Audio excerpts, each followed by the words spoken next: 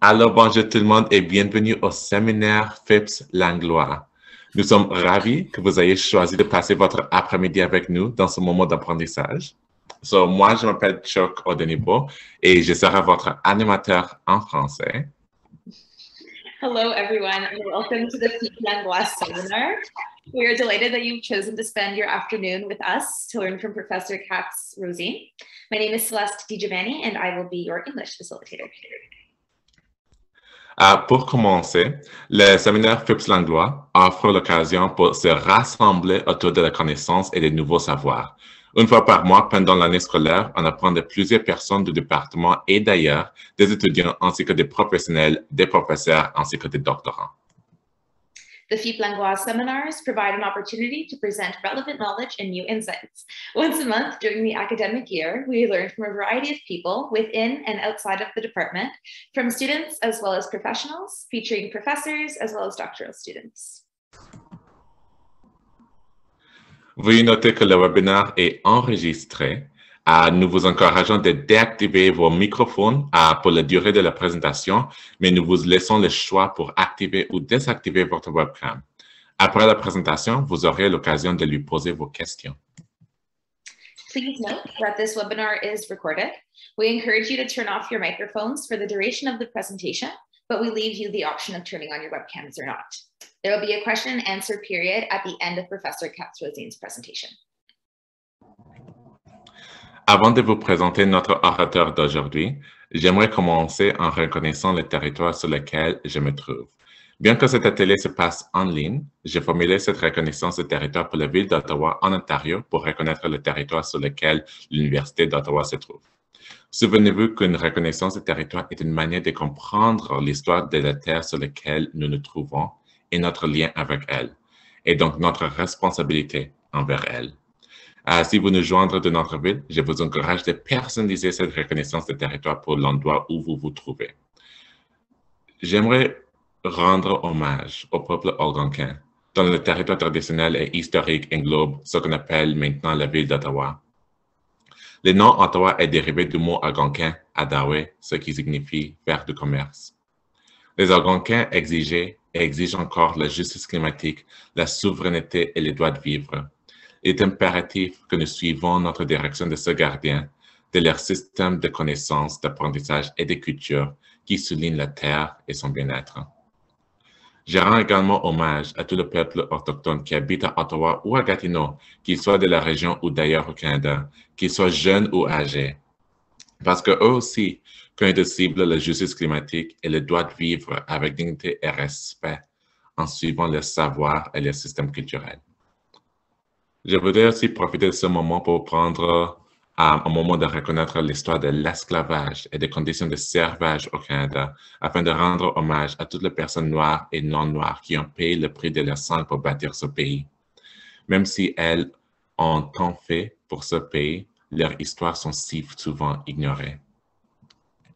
Before I introduce the speaker today, I would like to begin by acknowledging the territory upon which I find myself. Of course, this webinar is taking place online, but it's supported by the University of Ottawa, which is also the city that I am joining you all from today.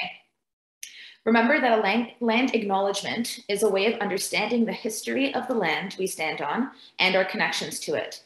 It is therefore our responsibility to acknowledge it. If you are joining us from another city, I encourage you to personalize this land acknowledgement for where you are. I would like to pay tribute to the Algonquin people, whose traditional and historic territories encompass what is now known as the city of Ottawa. The name Ottawa is derived from the Algonquin word adawe, which means to trade. The Algonquins demanded and still demand climate justice, sovereignty, and the right to live. It is imperative that we follow our direction from these custodians, their systems of knowledge, learning, and culture that emphasize the earth and its well-being. I also pay tribute to all of the Aboriginal peoples who live in Ottawa or Gatineau, whether they are local or from elsewhere in Canada, whether they are young or old. They too continue to strive for climate justice and the right to live with dignity and respect according to their knowledge and cultural systems. I would also like to take this moment to acknowledge the history of slavery and serfdom in Canada, to pay tribute to all of the Black and non-Black people who have paid the price of their blood to build this country. Even though they have done so much for this country, their stories are often ignored. Selon Sinclair, une reconnaissance d'appartenance de la Terre est la chose la plus importante que les Canadiens font avant qu'un événement commence. C'est une analyse fondamentale de qui nous sommes, d'où nous nous trouvons et de comment nous devrions procéder. Ceci est encore plus important aujourd'hui, la première fois qu'on reconnaît la Journée nationale de la vérité et de la réconciliation. Que ce soit en faisant une réflexion personnelle ou en participant à des activités universitaires ou communautaires, les membres de notre communauté pourront profiter de cette journée pour reconnaître et honorer les victimes et commémorer l'héritage laissé par le système de pensionnat autochtone. According to Sinclair, a grounding is the most important thing Canadians can do before an event begins. It is a fundamental analysis of who we are, where we are, and how we should proceed. This is even more important today, the first time that the National Day of Truth and Reconciliation has been recognized. Whether through personal reflection or participation in academic or community activities, members of our communities can use this day to recognize and honor the victims and commemorate the horrible legacy of the residential school system. En parlant de la Terre, j'ai l'honneur de vous présenter Katz Rosene, professeur agrégé à l'École d'études politiques de l'Université d'Ottawa et affilié à l'Institut de l'environnement. Son travail consiste à examiner un éventail de débats sur la politique climatique dans le secteur du transport, de l'agriculture et de l'énergie, notamment, dans une optique d'économie politique écologique. Dans cette présentation, il montre comment l'évolution du mouvement académique Flyingless est un exemple de la manière dont la responsabilité personnelle peut en fait servir des premières étapes vers un changement à l'échelle collective, notamment par son rôle potentiel dans la présentation et la diffusion de nouvelles normes environnementales qui sont ensuite renforcées par un processus dialectique dans lequel le mouvement cherche à répondre aux critiques concernant son efficacité globale. Ceci s'agit d'une présentation d'une recherche menée conjointement avec la Dr Anne Pasek de l'Université de Trent. Today, we are happy to present Professor Katz from the Faculty of Social Sciences. Ryan is an associate professor at the University of Ottawa's School of Political Studies with affiliation to the Institute of the Environment. His work examines a range of climate policy debates, specifically in the transport, agriculture, and energy sectors, through an ecological political economy lens. Today, Ryan will be speaking with us about the academic Flying Less movement in relation to the idea that personal responsibility can in fact serve as an integral first step towards collective scale change, namely through its potential role in tabling and diffusing new environmental norms, which subsequently become upscaled through a dialectical process in which the movement seeks to address criticisms about its overall effectiveness. This presentation is part of co-authored research conducted with Dr. Anne Pasek of Trent University. We are looking forward to what will be a phenomenal presentation. So over to you, Ryan. Well, thank you for having me, and thank you for that introduction.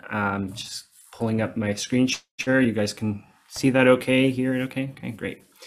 And thanks also for the grounding that you did at the beginning of this talk. And I also want to start off by paying my respects to the lost children and survivors of residential schools and their families and communities on this first National Day for Truth and Reconciliation. And also by acknowledging that I'm calling in from the University of Ottawa, which is situated here on the traditional unceded territory of the Algonquin people.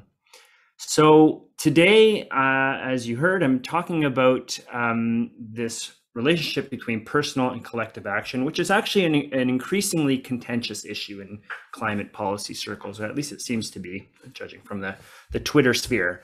And so I'm going to ask, what role can or should individuals play in mitigating climate change, if any? And I'm going to be drawing upon the example of what we could call the academic Flying Less movement. I have a few objectives for this talk, and as you heard, I'm presenting research, conceptual work, theoretical work that I've been doing with Dr. Anne Pasek from the Trent University.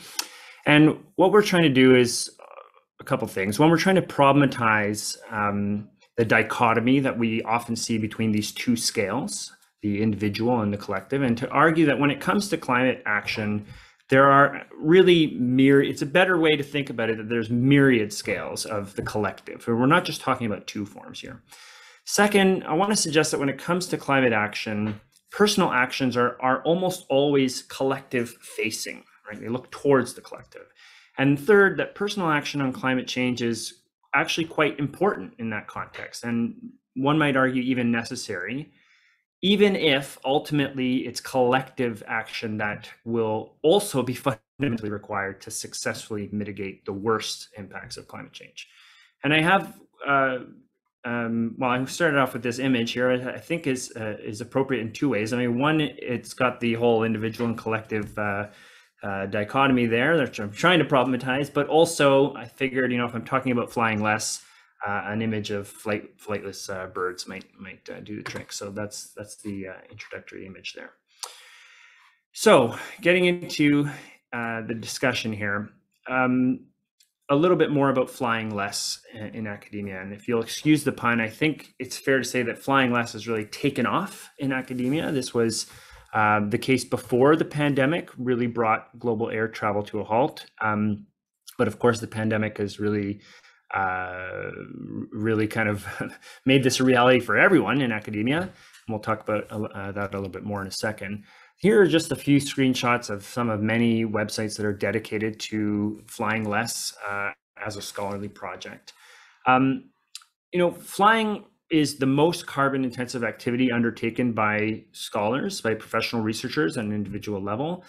Flight emissions usually account for about half to 2/3 of the work-related carbon footprints of full-time academics.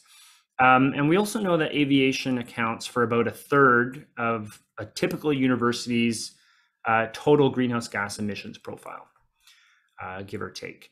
And so about a decade ago, you know, there was a bunch of individual scholars who essentially made these public pronouncements that they're hereafter going to stay grounded. You know, they're not going to fly on account of climate change. It was their way of contributing to climate action. It wasn't all climate scientists or even environmental, you know, policy scholars. There were historians, there were geographers or anthropologists, even musicians and ethnomusicologists, and so on and so forth. And you know, it was a fairly uncommon thing, and just goes to show how much things have changed in the last decade. Since then, we've seen numerous petitions, online pledging documents, flying less information and resource guides. And in fact, I'm a co-editor of the Flying Less in Academia resource guide, which is a list of all kinds of, you know, academic and also popular resources related to flying less in academia. We've seen university departments and some faculties even essentially announce plans to reduce flight travel in some way. Usually this is on a voluntary basis. In fact, my own department passed flying less, kind of a voluntary flying less policy before the pandemic. And I am aware that the geography department, which is hosting this talk, also has some kind of carbon, you know, accounting mechanism. And I believe you've also, that part of that is also a commitment to trying to reduce flight emissions. And we've also seen a number of academic conferences essentially announcing that they're either going fully virtual or incorporating virtual options. And again, this was before the pandemic, kind of forced everyone to go virtual. But we started to see this for the sake of providing, you know, of having a lower footprint related to research exchange. Again, the pandemic has really made this, you know, has really made it a collective thing for everyone in academia.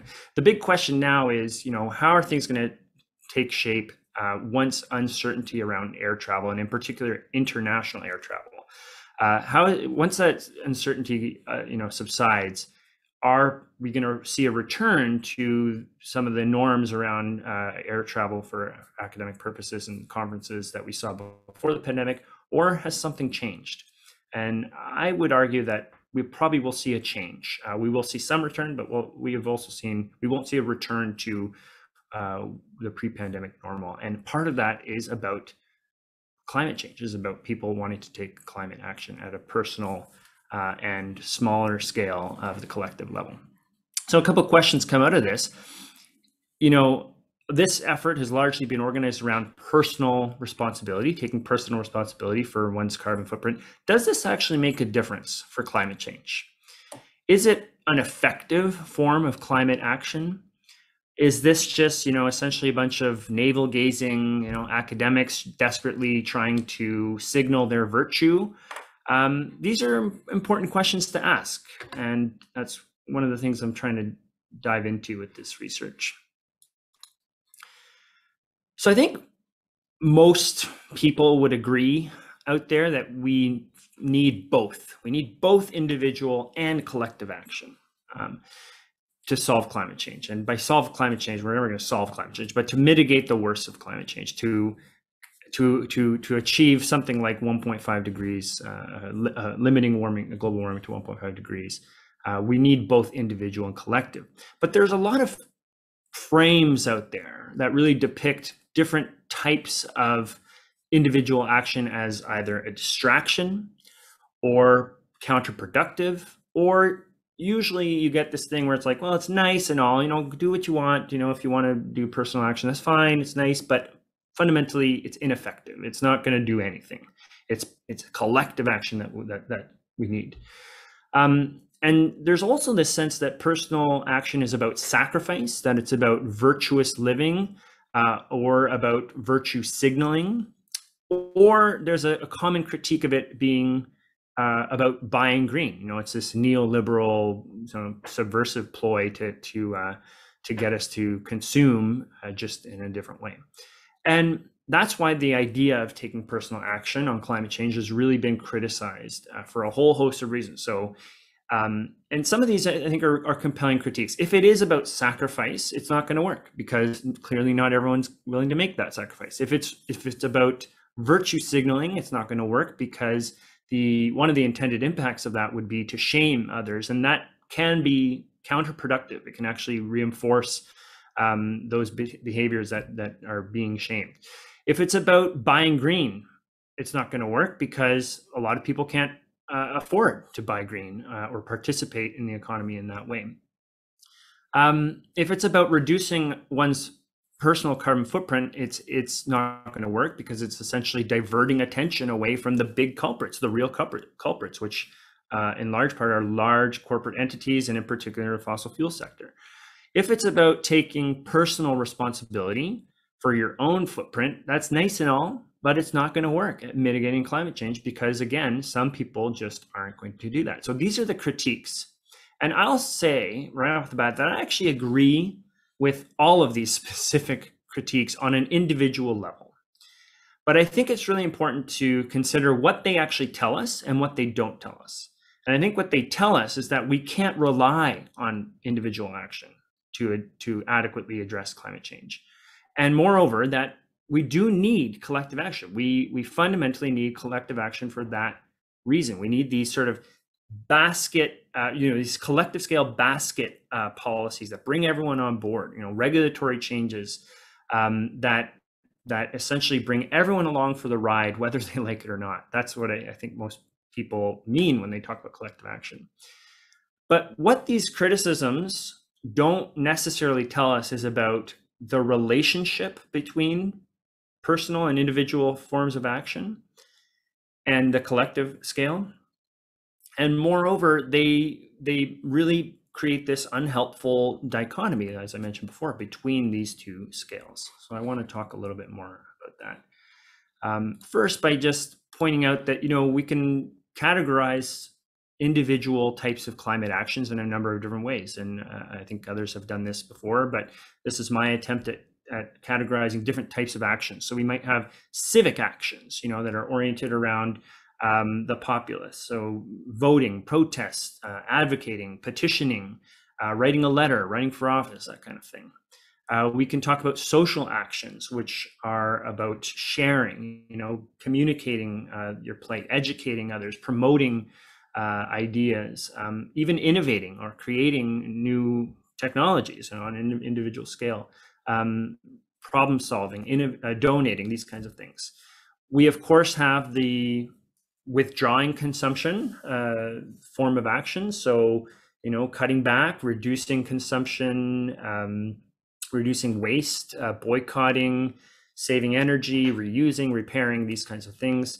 And then we have greener forms of consumption, which would include things like investing in green technologies, buying greener, options. And I would include divestment here as well. I know it sounds a bit strange to put divestment as a form of green consumption, but if you think about it, most divestment campaigns are not seeking to solely withdraw funding from, like, for instance, fossil fuel sector, but it's about reinvesting it in green sectors. So it's this sort of a double-edged sword, and I think it's a form of green consumption in a way, because there is still fundamentally a profit motive underlying it.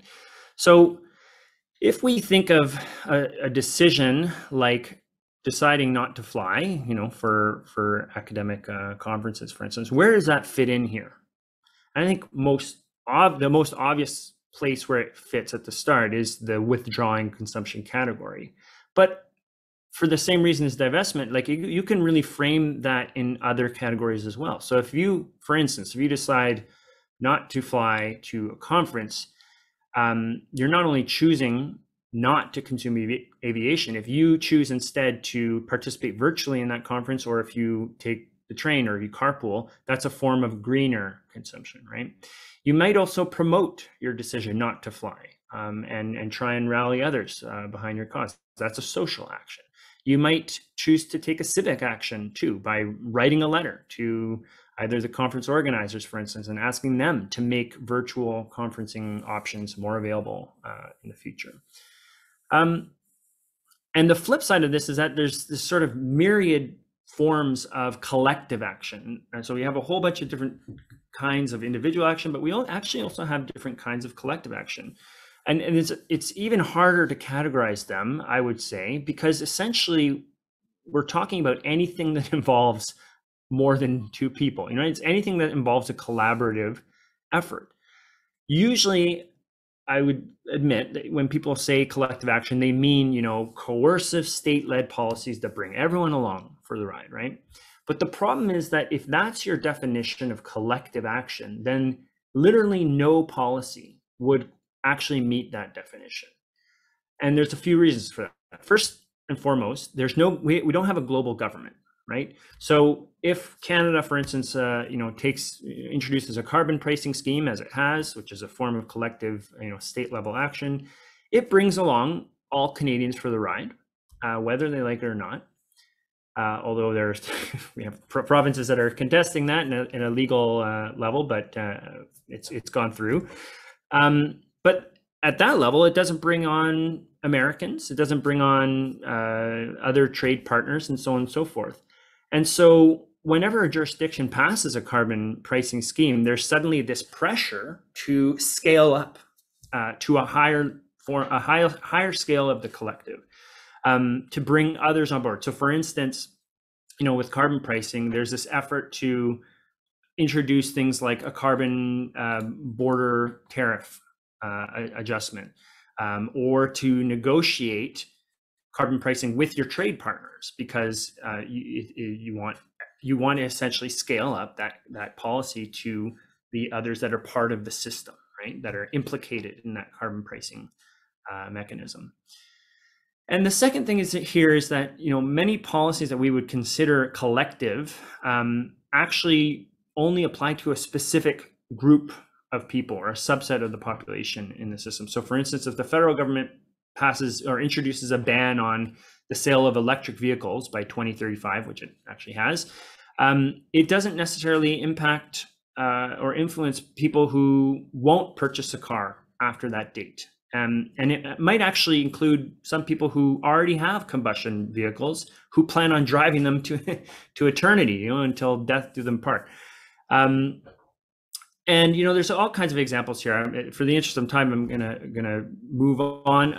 Aside from just pointing out that what really matters here is that because of this nature of the collective action, of this problem of defining what collective is, I would argue that collective action can and must mean anything from a global scale agreement that really tries to bring the entire international community on board, down through to a church group or a collective of individuals at in a department scale level, for instance. So that's my definition of those different types of action. So a quick little story here, and I think I'm hoping that you'll see here how tenuous the divide is between individual actions and collective ones.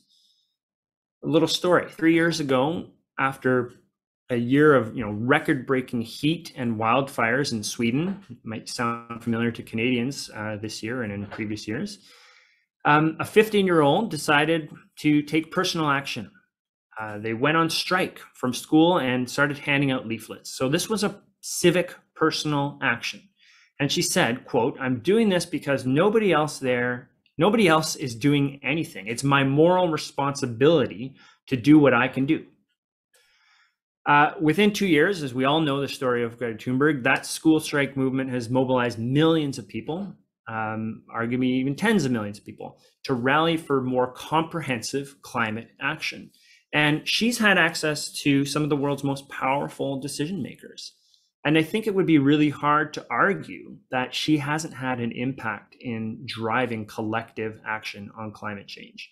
So first off, how sad would it have been if somebody went to Greta Thunberg on those first days of her strike saying, you're just an individual. Individual action isn't going to do anything, right? It's not going to solve climate change. We need collective action.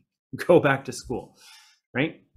That's one thing. The second thing is scholars who have studied this stuff have found some really interesting relationships in terms of how Greta Thunberg has influenced personal actions of others. So Cyberwall and van der Linden write, quote, "Our study found that Americans who report being more familiar with Greta Thunberg also feel more confident that they can help mitigate climate change as part of a collective effort. They are also more willing to take action themselves by contacting elected officials or giving time and money to campaigns. We call this the Greta Thunberg effect." So very clearly, we can have types of individual action which can scale up and by influencing others and turns into collective action. So admittedly, Greta Thunberg's story is an exceptional one. And there's some dangers in drawing lessons for everyone from that, but I think it does give us a sense of how individual actions can scale up by compelling others. So to turn back to the academic flying less movement, we can model how a bunch of individuals taking personal action can result in changes at higher scales of the collective. And in fact, I would argue we've actually seen that in conjunction with the pandemic and increasing social concerns about climate change, that new norms are emerging in the profession, across the profession.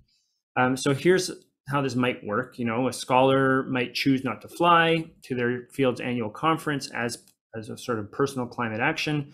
Maybe they mention it to others, and soon enough, it compels colleagues and students who also pledge that they're not going to fly. A small collective of colleagues then puts forward a motion at their respective departments to limit flights to conferences and come up with, this sort of department-based flying less plan, flying and carbon budget.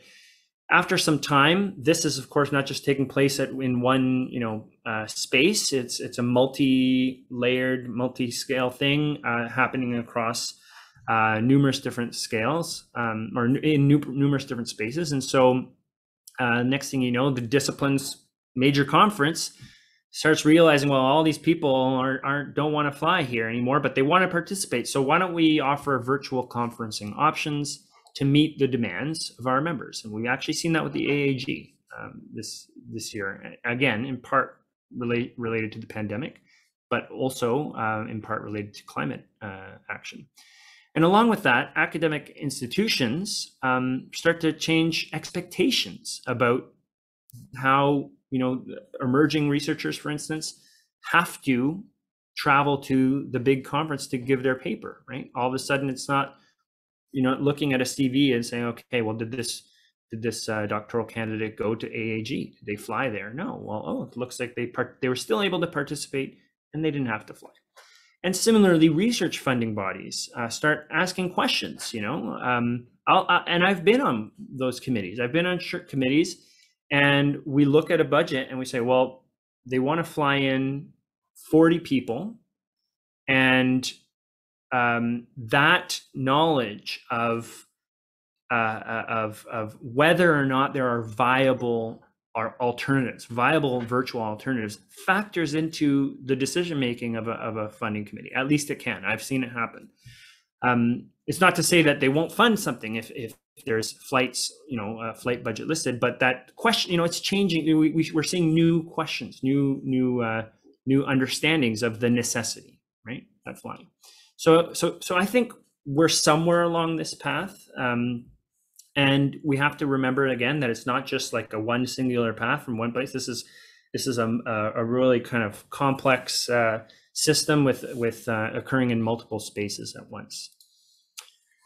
In the interest of time, I'm not going to say a whole lot about this, but other than to just note that the literature on norm diffusion, we're talking about changing norms. The literature has really expanded considerably over the last few decades, and you know, the early attempts by, you know, Martha Finmore and Catherine Sicking to identify a life cycle of norms, which goes back to, you know, 1998, painted a fairly simple model where, you know, these norm entrepreneurs table new ideas.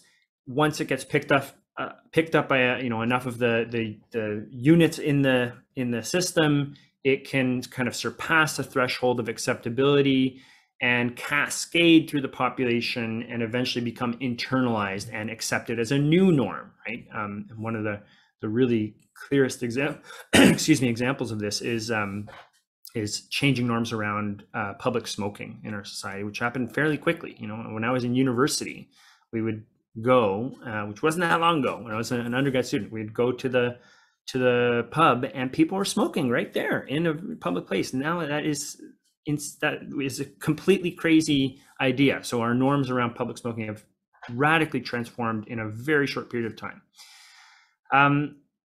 And just want to point out that, you know, as you see from France and Pogosy here, there's more complicated models now of the feedbacks that occur. It's much more complicated than I think we first understood when Martha Finmore and Catherine Sicking were writing about this. But there is a sense, there is an attempt to understand how new ideas become normalized and how they replace pre-existing norms.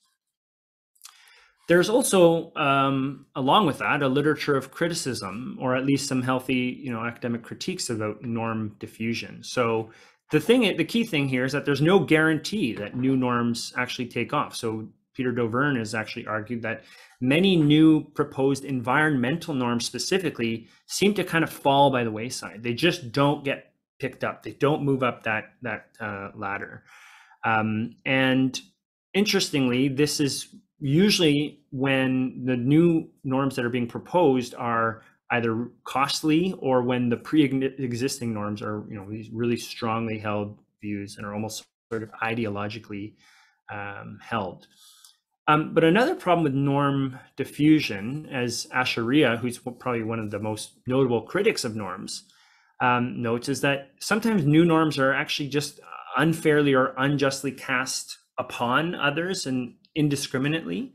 And this can actually be detrimental, particularly in a sort of global context, which Asheria is writing about, where you can sometimes have these norms that have a sort of neo-colonial tendency or flavor to them, and that can be a problem. You don't want to, you don't want to impose norms, particularly in a case where there's a value for pluralism, there's a value for difference, there's a value for diversity of approaches. And I think another key critique of or problem with norm diffusion, particularly in the context of personal climate action, is that such norms might actually be blind to the question of who is actually really contributing to climate change or climate damage through their lifestyle choices.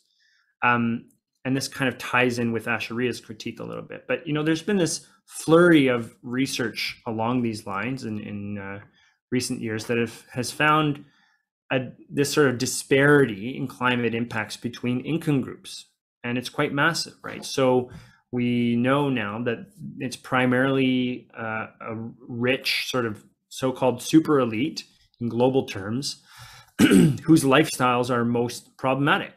And moreover, that, as the UN emissions gap report has noted, the poorest half of the world could actually increase their per capita emissions by 3 times within a safe climate budget,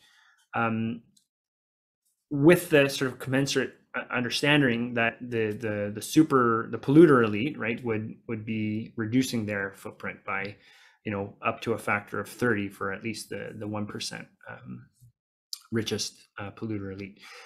But the flip side of this is that this also hides a little bit about who forms that super that elite wealthiest group. By virtue of numbers, if we just think about it, 10% of the global population is 790 million people, right? That's a lot of people. And according to the Global Wealth Report in 2019, there are about 500, they interpreted the 10% wealthiest individuals on the planet. I think they were looking at adults. They found it was 500 million people with a net worth of between 100,000 and $1 million. That's US.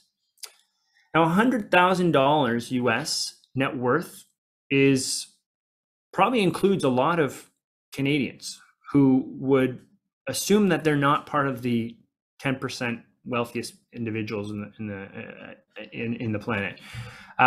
If you own property and you've paid off your mortgage, I think that's the key part here. Is you actually own the property, not the bank. If you've paid off student loans, you are, and you live in North America, you're probably part of the 10%. And we can see here, it's not just the wealthiest 5%. I mean, obviously it's an outsized contribution by the 1% and then the 5% and then the 10%, but that, that middle 40% as well is responsible for 49% of total emissions growth. And so that's an important sort of contextual question, and also a limitation to the idea of, personal act, universalizing personal action as a norm for everyone. And this same kind of research into lifestyle emissions and behavior changes required to mitigate climate change has found that, a significant chunk of household consumption-induced emissions, up to 75% of household consumption-induced emissions, are tied to food choices, housing decisions, in particular heating and cooling, and other energy choices at the household level, and mobility practices. And that would include, in particular, driving, but also to a certain extent flying, for those who can afford to fly. And that suggests that it's those clusters of areas, food, housing decisions, and mobility practices, that are the kinds of consumption-based actions that are most effectively targeted through smaller scales of individual action or smaller scales of collective action at the level of the household, community, so on and so forth. So finally, just before moving on here, one of the very recently released papers actually just came out a couple of days ago from the Cambridge Sustainability Commission on Scaling Behavior Change, argues for a rethink about how we typically discuss scale. I say we emphasize the need to rethink scale. And they point to this idea of spiral scaling, which they define as the characteristics of an ongoing process of transformation from shallow to deep scaling as a dynamic sequence of feedback learning loops between individuals, society, institutions, and infrastructures towards strong global sustainability. In other words, they're saying we need to really, they're basically saying the same thing I am this presentation. We need to rethink this dichotomy about the personal and the collective. We need to think about ways, the complex sort of maelstrom involved in getting from one scale to higher scales. And we need to think about how to get out of the types of actions that are what they call shallow, which kind of exist within existing structures, towards deep types of scaling, which take place at a sort of transformational level, right? And so that's one of this really interesting paper that just came out by Peter Newell and colleagues a few days ago. So I'm getting too close to the end here. I'm keeping an eye on the time, but this is my second last slide. This is my sort of attempt at modeling what that spiral scaling might kind of look like for the case study of the flying less movement. And I think one of the kind of contributions that my colleague Anne Pasek and I are trying to put forward with this conceptual work is around the feedbacks that Newell talk about in terms of how they contribute to scaling. So we find that it's actually, in many ways, the criticisms, it's the engagement of the movement with criticisms, both criticisms from without, but also within, right?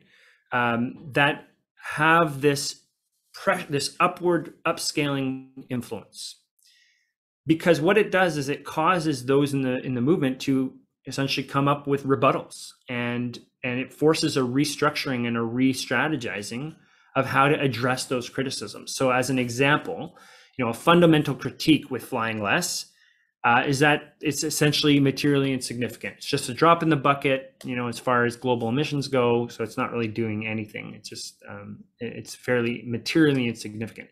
Well, if you're on the receiving end of that critique, the obvious sort of next step is to scale up, right? To say, okay, maybe there's some truth here. Let's expand. Let's get more people on board. Let's make this a collective effort, or a larger scale effort, so we have a larger material impact.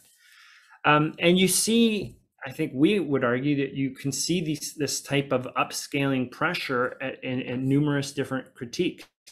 At the next level, you have this critique of flying less, particularly in an academic context, being a little bit exclusive, because as I was saying before, to a certain extent, there's a requirement for some scholars to fly. Some can't afford to stay grounded, because if you're an early career researcher, you have expectations to go to this conference, and if you don't have that on your CV, that can be a big obstacle to tenure and promotion. And so, when you get that kind of critique, the effort is to push up again and to say, okay, well, let's tackle now the norms in academia, and let's petition at the faculty level and the tenure and promotion committee and our collective agreement, so that when somebody goes up for tenure, they don't have to show that they've flown to the conference, that they can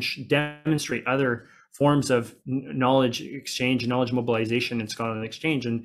And so again, it's just another example of that sort of upscaling pressure that the movement experiences when it's engaging with critique. And this goes all the way up to the high level criticism, this idea of the commons tragedy, the tragedy of the commons, this idea that if we manage somehow to get a regulatory cap on emissions, aviation emissions in Canada, and there's a plan to cap and reduce aviation emissions, well, the commons tragedy critique is, well, that opens a window for US airlines, other global actors to exploit this newly opened window, because now Canadian airlines aren't going to be able to benefit. So there's this sort of new demand that we can pick up. Well, again, that forces action upwards, because it causes other types of responses to try to mitigate that sort of bleeding, if you will, to that type of exploitation that you might see. So you might see an effort to try to push towards global scale or international agreements to cap and reduce aviation emissions that go beyond just the sort of the nation state scale. So I think I'm going to leave my presentation with one final quote here, but I want to conclude by saying, you know, I'm not arguing that, you know, there is this clear, distinct line between, you know, a few righteous individuals deciding to fly less and a global scale agreement, a collective scale agreement to, you know, reduce aviation emissions. Rather, it's muddy, it's complicated, it's multi-scalar, it's a sort of three-dimensional spatial problem. It's a maelstrom with multiple feedbacks that's fundamentally at play here. That's what we really need to be thinking about when we're talking about this so-called individual versus collective action debate on climate change. So to end with this quote, this is again from that new paper by Peter Newell and colleagues. The spiral model envisages an iterative, reciprocal, and reflexive social learning approach and responds to the need to move away from linear and even circular understandings of scaling towards multiple, deep, but differentiated transformations in the form of axial behavior and systems change across diverse contexts, conceptualized as an upward moving vortex or spiral of sustainability. I know there's a lot there, but those are the kinds of things that we need to be thinking about when we're trying to mitigate climate change and the worst impacts of climate change, not getting into this simplistic debate about whether or not you should, you know, do whether or not there's an impact from, you know, doing a particular form of action. So thank you very much. And I'm happy to take questions, and même en français aussi. Merci énormément, Ryan. Merci beaucoup. Ça fait vraiment un grand plaisir de t'écouter. Celeste, translation. Thank you so much, Ryan. That was a fantastic presentation. And we'll open up the floor to questions now. Pour les questions, vu qu'on n'a pas un chat box, là, vous avez deux options. Vous pouvez soit lever votre main avec les outils de Zoom, ou vous pouvez nous envoyer un courriel et on peut poser les questions à votre nom si vous voulez que votre question reste anonyme. Donc, pour tout le monde qui aime poser des questions en français, mon courriel est coden075@uauthor.ca. Celeste. I'm going to try my best to translate that one. If you wanted to use the hands up feature like Mark Brousseau is using right now to ask your questions, that's acceptable. You can also reach us in the chat box, or if you want to remain anonymous, you can send either one of us an email. I'll drop mine in the chat for you. There is no chat box, so Celeste, announce your email. So my email is cdigi084@uottawa.ca. Anyway, meet. Parfait. Marc, c'est à toi. Bonjour tout le monde. Merci, Ryan. On est presque un ancien voisin. On connaît ta ferme. Ça me fait plaisir de te voir. Merci beaucoup pour ta présentation. Je voulais savoir, est-ce qu'on a une idée globale de ce que les universitaires coûtent, que le carbon footprint des universitaires qui voyagent? Est-ce qu'on a des estimations, même un peu générales de ça? Autrement dit, à quel point si tous les universitaires étaient convaincus de voyager moins par avion, est-ce qu'on a une idée de l'impact que ça pourrait avoir? Moi, j'étais une part d'un effort d'estimer l'impact global du secteur académique. If it's okay, I'm going to switch back to English, Mark. I think there isn't a good sense of what the material footprint is of the academic sector. There is a good sense of how much flying occupies of a individual scholar, how much it occupies at a university level, because universities have started to do these multi-scope analyses. But it becomes very difficult to start to estimate, as I mentioned, I have tried to do with a colleague, you know, how many people how many scholars there are in the world, first of all, how many of them are flying, where they're flying to, what those sort of norm patterns are. And what happens is you end up having to make all these assumptions that essentially qualify your findings and your results. But I think the flip side is that it doesn't, I think what I'm arguing here is that it almost doesn't matter, because it's not the material impact that is of consequence. What is of consequence is the place of that particular movement in a broader maelstrom of everyone, other sectors flying less, other individuals believing that their personal impact makes a difference, you see what I'm saying? Like it's about the sort of the relations between that particular type of action and other forms of action. And so I get the idea of the snowball effect. If you know, yeah. if I'm not sure it's the right metaphor, but if more colleagues start to fly less, others in other sectors will fly less, and the cumulative effect would be beneficial. I get that, but I'd be curious to know. You know, a university like Ottawa with its 1,200 professors who fly a few times a year. Do we have is it possible to do it at the institutional level to say, hey, here's what the footprint of the University of Ottawa is. It's so many thousand tons of CO2 a year. So then we get, what I mean is that if we're to make an effort somewhere down the line, we have to be able to assess how beneficial it may have been to reduce. Et je pense qu'on a les chiffres au niveau de l'université. Je pense Mary Stewart travaille avec le bureau de sustainabilité, durabilité. Mais I don't know if we have the exact numbers for our scope 3 travel related emissions, because there's also a problem there. And like, how do you measure this, right? Like do you get everyone to declare that they've traveled? If you mark travel to, somewhere, let's say you travel to Vancouver for a conference, but then you go and visit family or something, is that work related? Do you split the emissions, right? So there's always these challenges of calculation, but generally speaking, as I was saying at the outset, there's a rough ballpark of about a third that flight related emissions account for about a third of a typical North American university's emissions profile. But it would be more or less depending on even things like where you're based. It's interesting.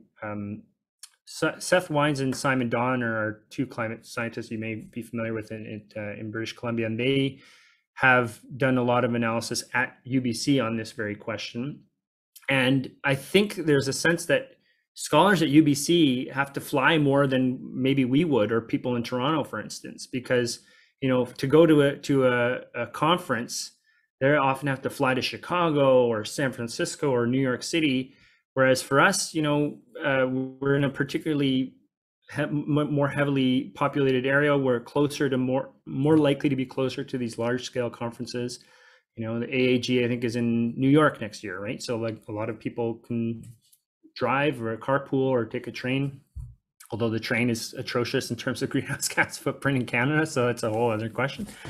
But so I think it just really depends, and it's really hard to get a sense of the net total footprint of the scholarly profession.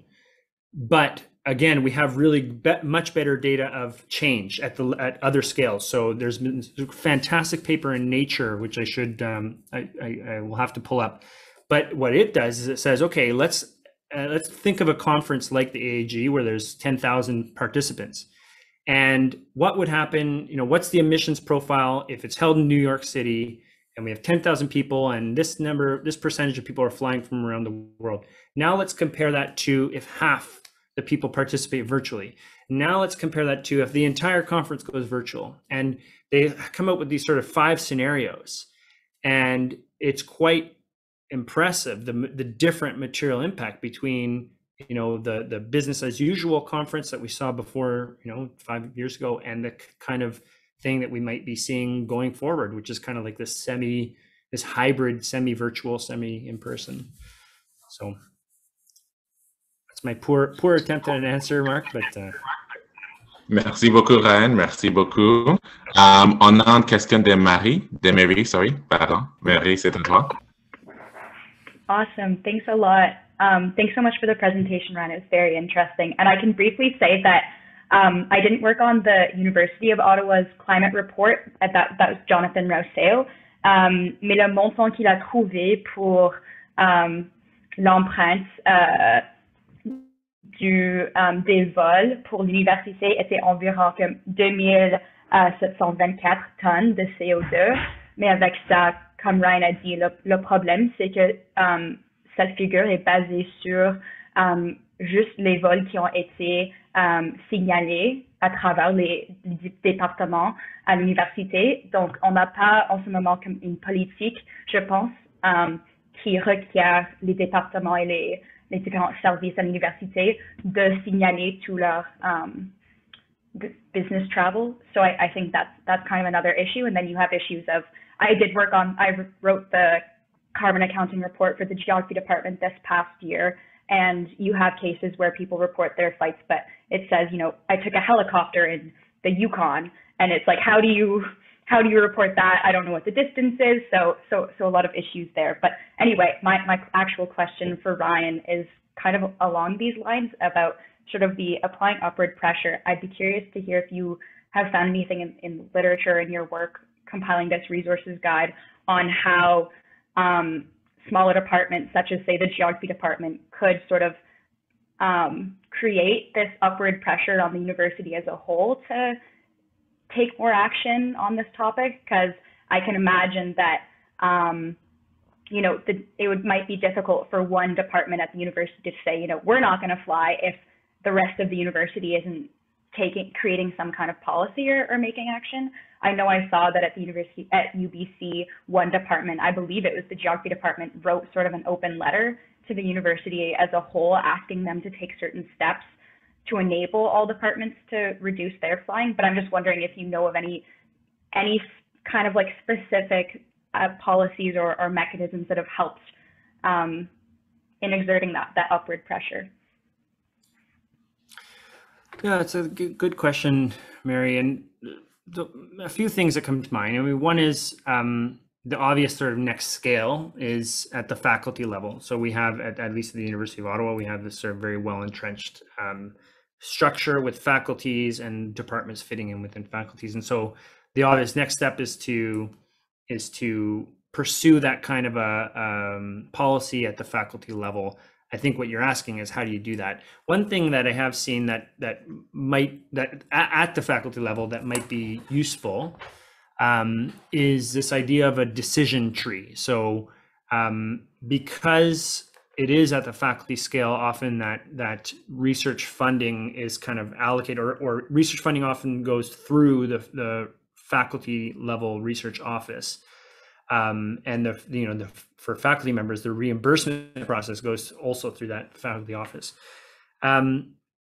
There can be some success, I would guess, although I mean, it'd be good to see research on this and how it affects, actually changes people's behavior. But this idea of a decision tree that essentially you go through this process when you're deciding to go to a conference, to apply to go to a conference, and then whether or not to go, if you decide to go, how to get there, and it kind of goes through this process through to even questions like, should you get offsets? You know, should you purchase carbon offsets? Which is a whole other talk that we should have at some point. So that's one thing. And then another thing, I think, at the level at the University of Ottawa and other Canadian institutions would be to think at the level of unions, so faculty unions. And I know in our union at the APO, there's some interest in this.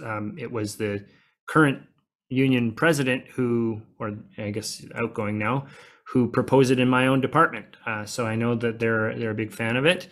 But again, that's sort of a voluntary, flying less, proclamation kind of thing. And then I would say the same thing for students. There's grad student unions at the undergraduate level.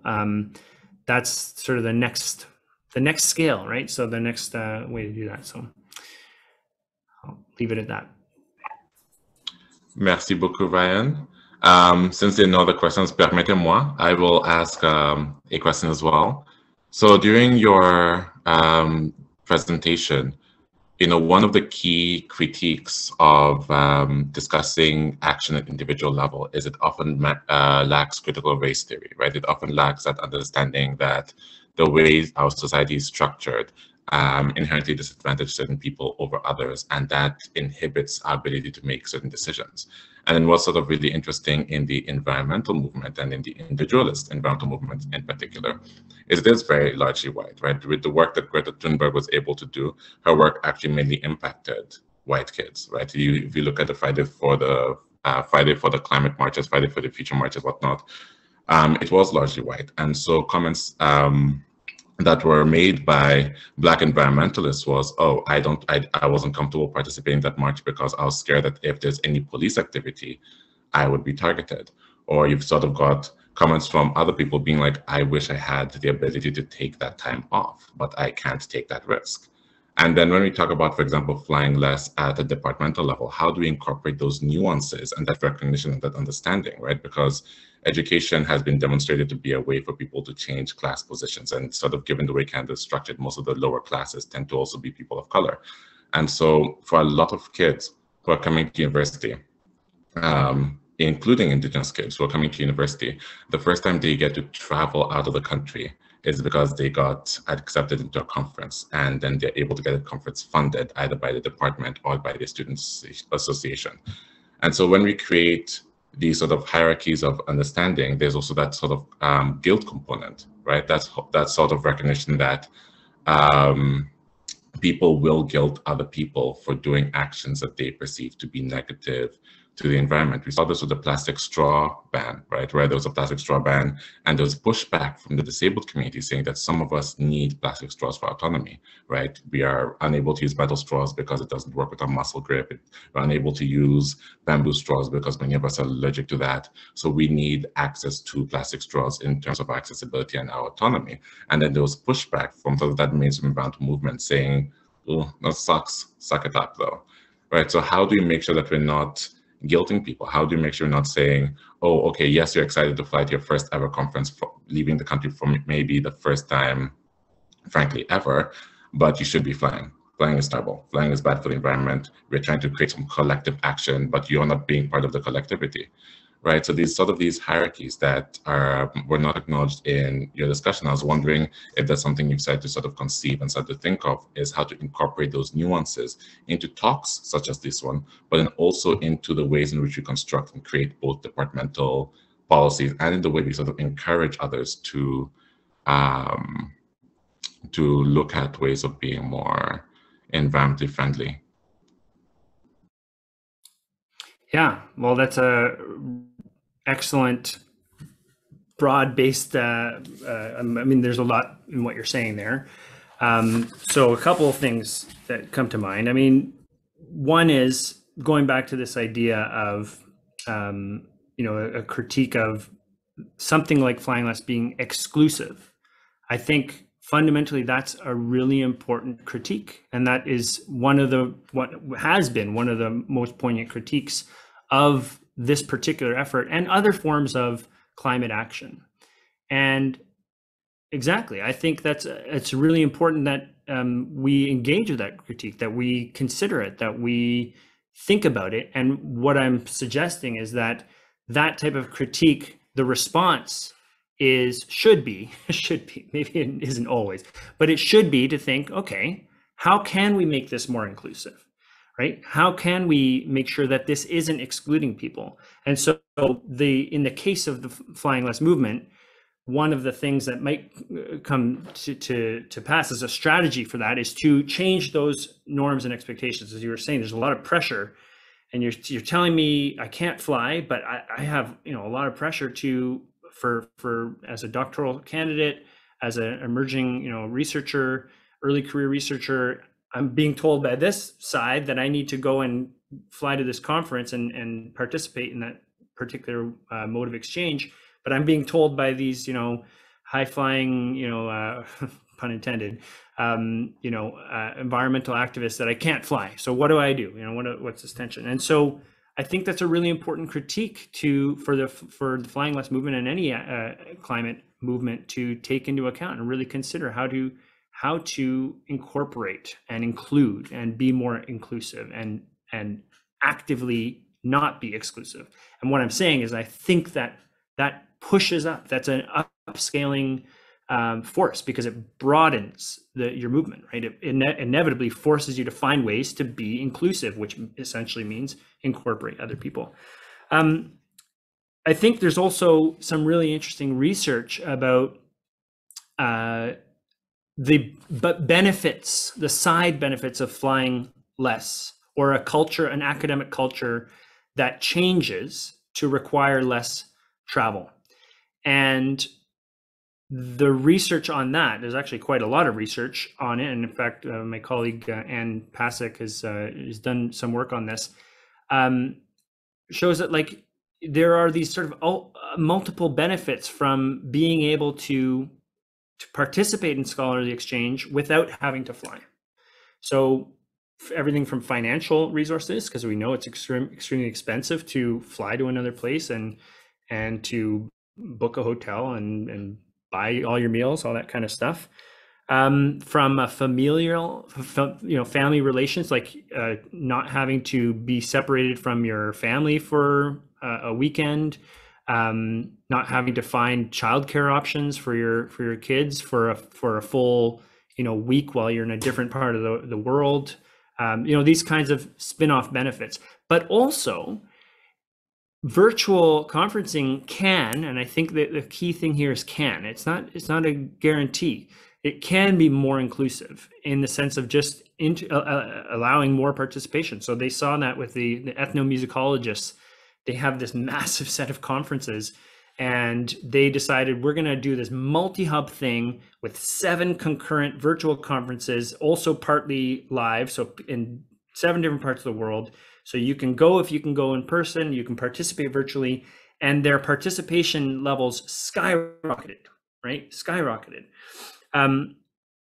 If you ensure that people have the resources to participate. So that's where we're at. So it's not a guarantee, but you have to, obviously, we have to think about how to be inclusive and how to actively not be exclusive. But I do think that is one of the reasons that critique, which is a really important critique, and it often comes from within the movement too, is one of the reasons that scales up. So I know you talked also about guilt and shame. Maybe I'll leave the discussion for another time, but thank you so much, Chick, for the excellent questions. Merci beaucoup. C'est après 13 heures. Donc, je sais qu'on a planifié pour jusqu'à 13 heures. Donc, j'imagine qu'on va peut-être terminer ici, mais j'imagine que si vous avez des questions, Ryan sera correct de recevoir vos questions par courriel. Est-ce que j'ai raison, Ryan? Excellent, oui. OK. Ou par Twitter. Si on veut continuer la discussion sur Twitter et social media, je suis à Ryan Katz Rosene. Oui, c'est ça. @Ryan Katz Rosene on Twitter. Parfait. Merci. I'm also going to self-translate because I see Celeste looking like she's panicking. So. No, it's okay. Chuck one of me because I can't speak French. But we just wanted to thank you all so much for being here. Ryan, thank you so much for your presentation. If anyone wants to get a hold of Ryan, you can email him or find him on Twitter to continue this discussion. He's really easy to find. You just have to Google him and it all pops up. So thank you, everyone. We'll end the meeting because we're already over time, and we'll see you next time. Thank you guys so much. Really appreciate the opportunity. Thank you. Thank you.